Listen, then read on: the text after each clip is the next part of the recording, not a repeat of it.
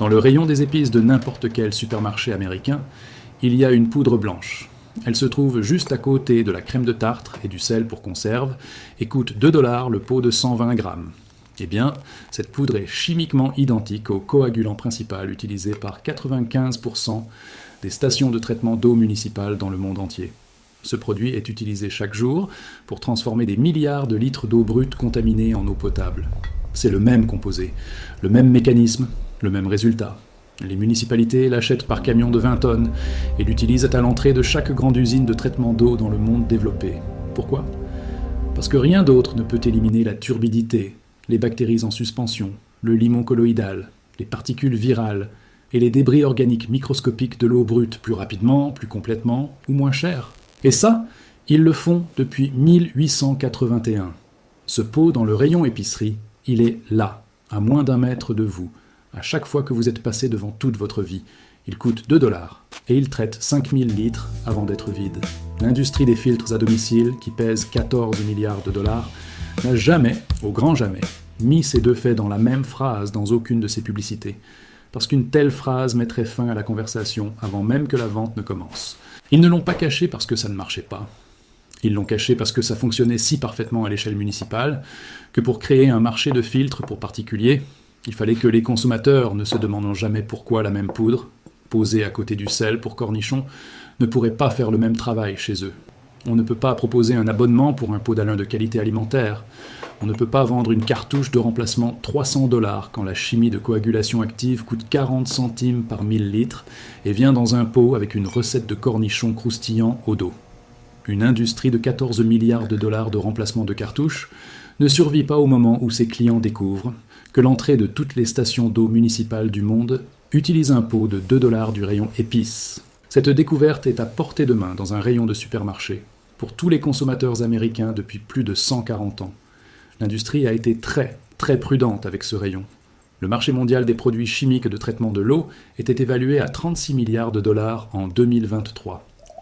Les coagulants à base d'aluminium, le sulfate d'aluminium et son proche parent, le sulfate d'aluminium et de potassium, vendus sous le nom d'Alain de qualité alimentaire, représentent la catégorie de produits la plus importante de ce marché.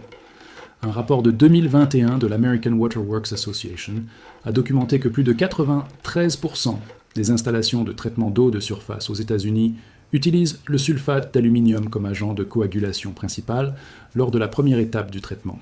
Chaque verre d'eau du robinet que vous avez jamais bu d'un réseau municipal dans un pays développé a d'abord été traité avec ce composé, avant que quoi que ce soit d'autre n'entre en jeu. L'étape de coagulation, celle que l'Alain réalise, n'est pas un traitement secondaire ou une étape de polissage. C'est l'étape numéro 1. C'est l'étape qui rend toutes les étapes de traitement ultérieures possibles, en éliminant la charge en suspension qui, autrement, submergerait les médias filtrants, consommerait les produits chimiques de désinfection et transporterait les pathogènes jusqu'à l'eau finie. Et voici le détail, enfoui discrètement dans la même documentation de l'ADBA que lisent tous les professionnels du traitement de l'eau. Le sulfate d'aluminium sous forme alimentaire, étiqueté Alain, est classé comme généralement reconnu comme sûr par la FDA. Il est légalement vendu dans tous les supermarchés des États-Unis comme additif alimentaire.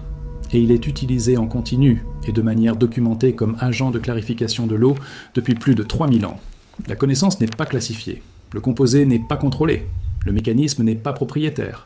Une industrie de 36 milliards de dollars existe, non pas parce que le savoir est caché, mais parce que personne n'a jamais tendu le pot de 2 $ à un consommateur en lui expliquant ce que faisait la station municipale à 2 km de là avec le même composé, et ce, depuis avant la naissance de leurs grands-parents. Je ne vais pas vous dire que c'est une nouvelle invention. Le papyrus Ebers, un texte médical et technique égyptien compilé vers 1550 avant J.C., l'un des plus anciens documents écrits complets sur Terre, décrit l'utilisation d'un composé minéral pour la clarification de l'eau avec une précision telle que les chimistes de l'eau moderne reconnaissent immédiatement le processus. Le minéral décrit est l'Alain, extrait de gisements désertiques le long de la vallée du Nil, des textes techniques chinois de la dynastie Tang, compilés entre 618 et 907 après J.C., décrivent que l'ajout de Mingfan, alumine de potassium, à l'eau trouble des fleuves Yangtze et Jaune avant consommation, avec des doses et des moments suffisamment précis pour constituer un protocole plutôt qu'une coutume. Le monde romain avait toute une industrie basée sur l'extraction de l'alun des dépôts volcaniques de Pouzole, près de Naples, la même région pouzolanique qui a produit la cendre volcanique dans le béton hydraulique romain. Les ingénieurs romains comprenaient que l'eau stockée dans des récipients traités à l'alun se clarifiait plus vite et restait plus propre plus longtemps que l'eau non traitée. Ils ont enregistré ce fait dans des manuels techniques sans comprendre pleinement la chimie derrière cela. Le médecin islamique Muhammad ibn Zakaria al-Razi, travaillant en Perse au IXe siècle, a décrit les propriétés de clarification de la Lune avec une précision qui ne sera pas dépassée par la science occidentale avant 900 ans. En 1881, la ville de Poughkeepsie, dans l'État de New York, fut la première municipalité aux États-Unis à ajouter du sulfate d'aluminium à son approvisionnement en eau dans un processus continu et systématique. Les taux de typhoïde dans la ville ont chuté de manière mesurable en moins de 2 ans. Tous les principaux systèmes d'approvisionnement en eau municipaux des États-Unis ont adopté cette pratique en moins de 30 ans.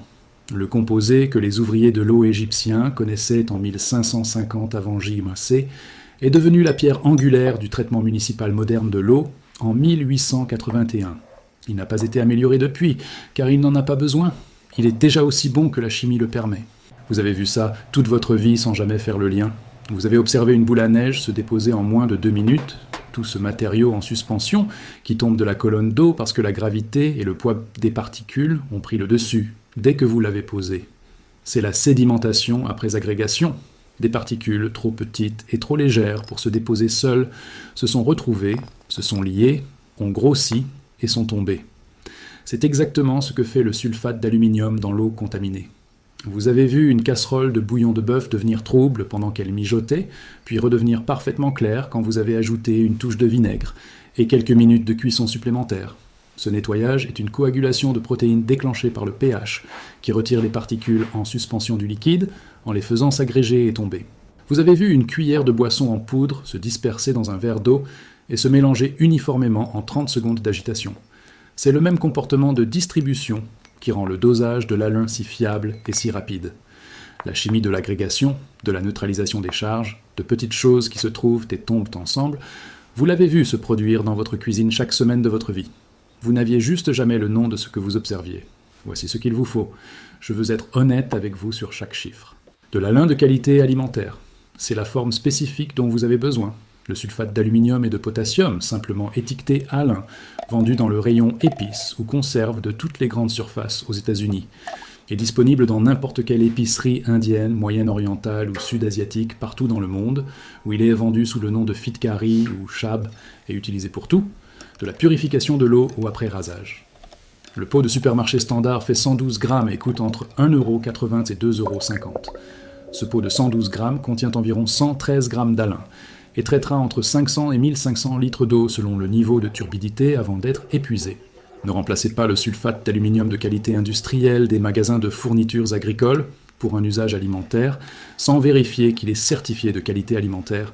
Les grades industriels peuvent contenir des traces de métaux lourds issus du processus de fabrication que la certification alimentaire élimine. Le pot de supermarché est le bon produit. Il a déjà passé les certifications de sécurité appropriées. Le pot à 2 € est la bonne version. Un ustensile de mélange propre. Une cuillère, un bâtonnet, une tige propre. N'importe quoi. 2 récipients propres d'une capacité d'au moins 1 litre chacun. Un pour le traitement, un pour le décantage du produit clarifié. Un carré de tissu de coton pour la filtration finale. Découpé dans un vieux t-shirt. Coût, 0. Un ajout optionnel mais utile. Une cuillère à mesurer d'un quart de cuillère à café pour un dosage constant. C'est vraiment tout. 2 € pour l'alun. Tout le reste, vous l'avez déjà. Voici la seule chose que la plupart des gens font mal. Ils ajoutent trop peu d'alun, mélangent une fois, attendent, et voient une eau légèrement moins trouble, mais toujours visiblement trouble, et concluent que la méthode sous-dose. Ce qui s'est réellement passé, c'est qu'ils ont sauté la phase de mélange rapide. La coagulation par l'alun est un processus physique en 2 étapes. La première étape est chimique. Les ions aluminium s'hydrolysent dans l'eau pour former de l'hydroxyde d'aluminium, qui porte une forte charge positive, qui neutralise la charge de surface négative des particules en suspension, des bactéries et du matériau colloïdal. Cette étape se produit en quelques secondes et nécessite un mélange rapide et vigoureux pour distribuer l'hydroxyde d'aluminium dans tout le volume d'eau simultanément. La deuxième étape est physique. Les particules maintenant neutralisées perdent leur répulsion électrostatique, entrent en collision, s'accrochent les unes aux autres et forment des agrégats appelés flocs, des masses visibles de contamination combinées qui deviennent assez lourdes pour que la gravité les attire au fond. Cette étape nécessite un mélange lent et doux pour encourager la collision sans briser le floc en formation. Mélange rapide, suivi d'un mélange lent, suivi d'une sédimentation sans agitation. Les stations d'épuration municipales ont d'énormes mélangeurs mécaniques pour chaque étape. Vous avez une cuillère et un récipient. Le mécanisme, c'est le même, l'échelle est différente. Quand ça échoue, ça ressemble à ça. Une eau uniformément grise avec de fines particules toujours en suspension régulière après 30 minutes, aucune formation visible de flocs, aucune stratification entre les couches claires et déposées. C'est soit une dose insuffisante pour le niveau de turbidité, soit un mélange rapide insuffisant dans la première étape, soit un mélange lent insuffisant dans la deuxième étape. Quand ça marche, ça ressemble à ça. 4 à 8 minutes après le début de la phase de mélange lent, l'eau développe une texture interne visible, pas plus trouble, mais organisée différemment, comme si la turbidité s'agglutinait. De petites particules visibles apparaissent là où il n'y en avait pas. C'est la formation de flocs, les particules grossissent 10 à 15 minutes après la fin du mélange lent et que l'eau est laissée au repos sans agitation. Une ligne visible se développe entre la zone claire supérieure et la zone de dépôt inférieure. La clarté de la zone supérieure augmente régulièrement. Au bout de 30 minutes, les 2 tiers supérieurs du récipient sont optiquement clairs. Le tiers inférieur contient un léger sédiment déposé, du floc compressé qui retient tout ce qui se trouvait dans votre eau. Ce sédiment est votre ennemi, contenu et immobile. Avant toute chose, déterminez votre dosage. Pour une eau légèrement trouble, une eau de source que vous pouvez lire à travers à 10 cm, juste un peu voilée, utilisez environ 1 demi-gramme d'alun par litre. Une cuillère à café, bombée standard d'alun de qualité alimentaire pèse environ 1,5 g. Pour un litre d'eau légèrement trouble, utilisez un tiers de cuillère à café bombée. Pour une eau moyennement trouble, visiblement trouble, vous ne pouvez pas lire à travers à des centimètres, utilisez 1 gramme plein par litre, soit environ 2 tiers de cuillère à café bombée. Pour une eau très trouble, marron, opaque, avec des débris en suspension visible, utilisez 1,5 g par litre, une cuillère à café bombée entière. Un surdosage d'alun est un vrai problème. L'excès d'ions aluminium qui ne forment pas de floculants reste en solution et donne un goût métallique âpre. La dose correcte produit une eau claire sans goût métallique résiduel. Commencez avec prudence. Vous pourrez toujours refaire le traitement avec un dosage plus élevé. On ne peut pas retirer l'alun une fois ajouté. Préfiltrez votre eau de source à travers le tissu de coton avant d'ajouter l'alun si elle contient de gros débris, fragments de feuilles, insectes, sédiments visibles. Le tissu retire les matériaux grossiers qui consommeraient la capacité de l'alun sans contribuer à la contamination que vous ciblez réellement. Versez l'eau de source à travers le tissu dans votre récipient de traitement. Pressez le tissu à plat sur l'ouverture du récipient et versez lentement, 3 à 5 secondes par 100 ml. Ne vous précipitez pas sur cette étape. Ajoutez votre alun mesuré à l'eau préfiltrée dans le récipient de traitement. Maintenant, mélange rapide. Remuez vigoureusement, des mouvements circulaires complets du fond du récipient à la surface, en inversant le sens tous les 5 mouvements, pendant 60 secondes pleines. Comptez-les. Vous répartissez l'hydroxyde d'aluminium dans toute la colonne d'eau simultanément. Chaque millilitre d'eau doit entrer en contact avec le composé. Les zones manquées à ce stade sont des zones où la neutralisation de charge ne se produit pas et où les particules ne s'agrégeront pas. 60 secondes de remuage vigoureux et complet. Ce n'est pas une option. Passez immédiatement au mélange lent. De longs mouvements circulaires, lents et doux, une rotation complète toutes les 2 à 3 secondes, pendant 5 minutes continues. Vous encouragez les particules neutralisées à se trouver et à s'agréger en floculant. Le mélange rapide à ce stade déchire le floculant en formation et l'empêche de grossir suffisamment pour se déposer, lentement et délibérément. Observez l'eau pendant que vous remuez. Vous verrez le floculant commencer à se former, de petites particules visibles s'organisant dans la colonne d'eau, captant la lumière différemment de la turbidité d'origine. C'est la chimie qui opère. Après 5 minutes de mélange lent, posez le récipient sur une surface plane et immobile. Ne le bougez plus pendant au moins 30 minutes. 1 heure, c'est mieux. 90 dernières minutes, c'est idéal. Chaque minute supplémentaire de sédimentation immobile compresse davantage la couche de floculant et clarifie la zone supérieure plus complètement. Les vibrations du passage des piétons, des véhicules ou de la surface sur laquelle repose le récipient perturbent la colonne de sédimentation et prolongent le temps requis. Surélevez le récipient sur un tissu plié pour amortir les vibrations si nécessaire. Après sédimentation, ne soulevez pas le récipient. À hauteur des yeux, examinez la ligne de stratification. Elle doit être nette et distincte. Au-dessus, de l'eau optiquement claire. En dessous, un sédiment brunâtre pâle, souvent épais, de 2 à 4 cm à la base, compacté et défini. Inclinez le récipient de 5 à 8 degrés vers votre deuxième récipient propre et versez très lentement. Maintenez l'angle d'inclinaison constant. L'eau claire s'écoule en premier. Ralentissez le versement à l'approche de la couche de sédiment. Au moment où vous voyez le sédiment commencer à glisser vers le bord, l'eau s'opacifiera instantanément. Arrêtez-vous là. Vous avez récupéré la fraction claire, le sédiment et l'eau qui y restent sont des déchets. Jetez-les loin de votre source d'eau. Passez l'eau claire décantée une fois de plus, à travers le tissu de coton dans le récipient final. Ce second passage, à travers le tissu, retire les microfloculants résiduels, encore flottants dans la zone claire. Des particules trop petites et légères pour s'être déposées dans le temps imparti, mais assez grosses pour être interceptées par le tissu. Votre production est maintenant mécaniquement clarifiée, débarrassée de sa turbidité, et 80 à 99% de sa charge bactérienne en suspension ont été éliminés par le mécanisme de sweep floc, le processus par lequel le floculant d'hydroxyde d'aluminium en croissance piège physiquement les bactéries et les emporte vers le fond, quelle que soit leur chimie de surface. Ce n'est pas de la désinfection, c'est de la clarification et une réduction bactérienne. Pour une eau destinée à la consommation, ajoutez une étape de désinfection. 1 ml de la solution mère d'hypochlorite de calcium décrite dans la méthode précédente par litre de production clarifiée, un temps de contact de 30 minutes, suivi de 30 minutes d'aération à l'air libre. Vous faites bouillir l'eau clarifiée à gros bouillon pendant 1 minute. L'étape de l'alun élimine la charge en suspension. L'étape de désinfection tue la biologie qui reste en solution après clarification. Combinés, ils reproduisent les 2 premières étapes de toutes les stations de traitement d'eau municipales sur Terre. Les stations municipales font de la coagulation avec de l'alun, puis de la sédimentation, puis de la filtration, puis de la désinfection au chlore. Vous avez fait la coagulation et la sédimentation. Vous avez fait la désinfection. La séquence est la même, l'échelle est différente. Le mécanisme est identique. Confirmez vos résultats avec un test ne nécessitant aucun équipement. Remplissez un verre transparent avec le produit. Placez une pièce de monnaie de couleur foncée sous le verre. Regardez à travers l'eau par le dessus. Si vous pouvez lire l'année frappée sur la pièce, à travers toute la profondeur de l'eau, l'élimination de la turbidité est complète. Si vous détectez un arrière-goût métallique ou âpre dans l'eau traitée et aérée, votre dosage était trop élevé pour le niveau de turbidité. Utilisez un peu moins d'alun au prochain lot. L'absence de goût métallique dans un produit visuellement clair est votre confirmation d'un dosage correct. La dose correcte ne laisse rien derrière. Une personne, 3 litres d'eau potable et de cuisine par jour, 1 gramme d'alun par litre pour une turbidité modérée, une estimation moyenne pour la plupart des sources d'eau de surface naturelle, cela fait 3 grammes d'alun par jour. Votre pot de 113 grammes contient 113 grammes. Un pot traite 37 jours d'eau pour une personne.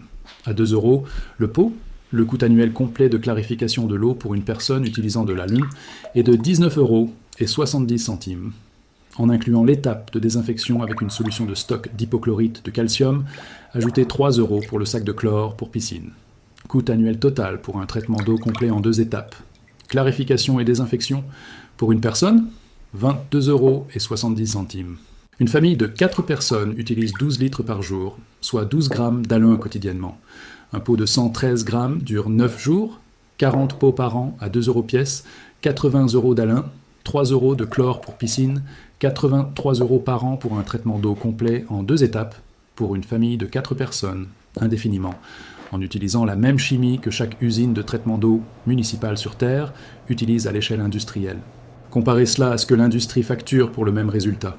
Une unité de filtre à gravité haut de gamme coûte entre 250 et 350 € au détail. Les cartouches de remplacement coûtent entre 30 et 60 € tous les 2 à 6 mois. Une famille de 4 personnes qui remplace ces cartouches tous les 3 mois dépense entre 120 et 240 € par an, rien qu'en cartouches. Plus le coût initial de l'unité, plus la relation d'achat continue avec une entreprise dont les revenus dépendent de votre calendrier de remplacement des cartouches. L'usine municipale qui utilise la coagulation à l'alun à l'échelle industrielle paie environ 40 centimes par 1000 gallons pour le coagulant. Le consommateur qui achète l'unité de filtre de marque paie l'équivalent de 40 à 80 $ par 1000 gallons, lorsque l'on prend en compte la fréquence de remplacement des cartouches. L'écart entre ces deux chiffres n'est pas de l'ingénierie, c'est du marketing. Le mécanisme est le même, la tarification ne l'est pas. 40 foyers, 160 personnes, 480 litres par jour. À 1 gramme par litre, cela fait 480 grammes d'alun par jour. 4,2 pots par jour à 2 € pièce. Coût annuel de l'Alain pour la clarification de l'eau de tout le quartier, 3 066 €. Répartis sur 40 foyers, cela fait 76 € et 65 centimes par foyer et par an, pour une clarification complète de l'approvisionnement quotidien de tout le quartier basé sur la coagulation. Ajoutez la chimie de désinfection, mettez à l'échelle le chlore pour piscine proportionnellement, et le total monte à environ 90 € par foyer et par an. 90 €. Pour de l'eau qui suit la même séquence de traitement en 2 étapes que l'approvisionnement municipal. Pour chaque foyer, chaque jour, sans aucune infrastructure au-delà de 2 récipients propres et d'une cuillère. Pas de facture, pas d'infrastructure, pas besoin de demander la permission à qui que ce soit. La coagulation à l'alun est exceptionnellement efficace contre la turbidité, les matières particulaires en suspension, les matières organiques colloïdales, les bactéries incorporées dans les particules ou le floc, et les virus physiquement associés aux particules. À un pH correctement géré entre 6 et 8, la plage de pH naturel de la plupart des sources d'eau de surface, elle permet d'éliminer entre 90 et 99% de la turbidité et entre 80 et 95% des bactéries par entraînement par floc. Elle ne dissout pas les composés organiques, la chimie du chlore, ni le ruissellement des produits chimiques agricoles de l'eau. Elle ne retire pas les métaux lourds dissous sous forme ionique. Le plomb, l'arsenic et le mercure sous forme ionique dissoute traversent l'étape de coagulation et nécessitent le milieu d'échange d'ions zéolithiques décrit dans la méthode précédente pour leur élimination. Elle ne désinfecte pas. Les bactéries entraînées dans le floc sont retirées avec le floc, mais les bactéries restantes dans le surnageant clarifié sont vivantes et nécessitent une désinfection ultérieure. Dans l'eau, avec une charge organique très élevée, eau teintée de tanins foncés provenant de tourbières ou de bassins versants fortement végétalisés, l'efficacité de l'allume diminue et les doses doivent être augmentées proportionnellement, ce qui augmente le risque d'aluminium résiduel dans le produit. Goûtez attentivement en cas de forte charge organique. La méthode est un outil de clarification. Sachez ce qu'elle clarifie. Sachez ce qu'elle ne touche pas. Intégrez-la correctement avec les outils qui traitent ce qu'elle ne peut pas. Un système construit d'outils honnêtes et limités couvre l'ensemble du spectre de contamination. Aucun outil unique ne fait tout. Tout praticien honnête le dit. Le papyrus Ebers est toujours lisible. Il se trouve à la bibliothèque de l'université de Leipzig en Allemagne, conservé sous verre à température contrôlée, et le passage décrivant la clarification de l'eau à base minérale est encore assez clair pour être traduit, écrit avant tout autre document technique complet sur Terre, décrivant avec une précision reconnaissable le processus que Poughkeepsie, New York, a formalisé pour l'ère moderne en 1881 et que 93% des installations municipales d'eau américaines utilisent chaque jour, à une échelle que ces auteurs égyptiens n'auraient jamais pu imaginer, et avec une compréhension du mécanisme dont ils n'avaient pas besoin pour l'utiliser correctement. Le minéral qu'ils ont décrit est le minéral dans le pot de l'allée des épices du supermarché. Le pot porte une recette de cornichons. Le mécanisme à l'intérieur traite des milliards de gallons d'eau potable chaque jour à l'échelle municipale dans le monde entier. L'ouvrier égyptien faisait cela. La ville fluviale de la dynastie Tang le faisait. L'usine municipale de Poughkeepsie le faisait. La vôtre aussi le fera. La chimie a toujours été là, dans un ion aluminium. Dans la réaction d'hydrolyse qui forme un floc chargé positivement et qui a une appétence pour tout ce qui est en suspension dans la colonne d'eau et que la gravité entraîne inexorablement vers le fond du récipient, laissant la clarté au-dessus. Je ne sais pas ce qui vous a amené ici, peu importe. Ça marche dans les deux cas.